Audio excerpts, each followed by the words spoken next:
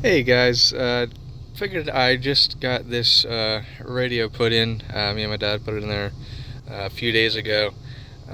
You don't really see a lot of these floating double din radios being shown on YouTube with the first gen Colorado or Canyon 2004 to 2012. So like I said, I figured I just want to make a video on showing how it looks after install and kind of talking a little bit about it. As the title says, this is the Sony XAV AX-8100. The screen size is, I believe, 8.95 inches, or just a 9-inch screen. Like I said, a lot of the double din radios you see on the first gen Colorado are kind of replace the square right here of where the stock radio would be. And actually, in my old truck, I had a 2005 GMC Canyon. This is a 2010 Colorado. I did have a double din KENWOOD down there.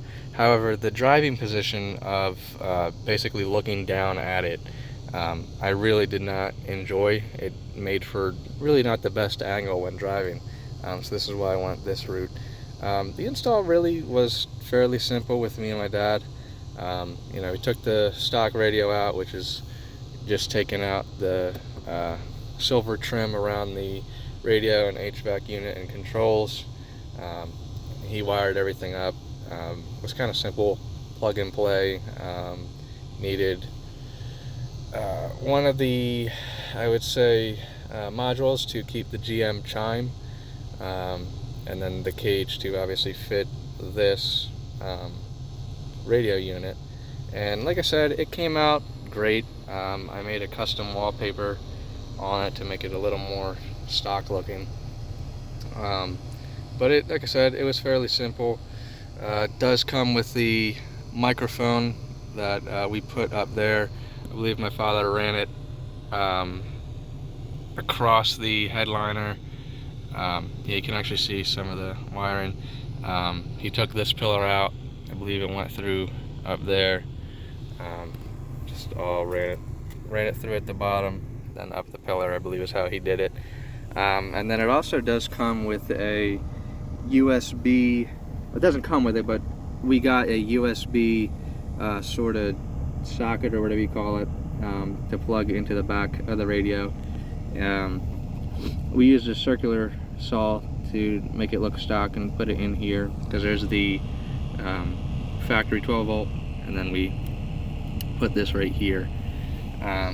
Before I show that, again, this is what the radio looks like. It's fairly responsive, pretty clear. You have the radio. Let's see here. And we haven't replaced any of the stock speakers, but with a better processor, it is going to sound better than your stock radio, even before you replace anything. Has Sirius XM, Bluetooth, HDMI, USB, settings, simple stuff. It's straightforward. I really like how simple it is. You actually have physical buttons and everything like that. This is kind of what it looks like from the back. And as you can see, it does block my 4x4 controls. I mean, granted, I don't use it too often, and I really will only be using 4 high, but when it comes, I guess I could fit my thumb back there. Yeah, I can fit it back there. I'll just have to get used to that. So it does block a little bit of it. We'll plug in the Apple CarPlay to really just show you what it looks like.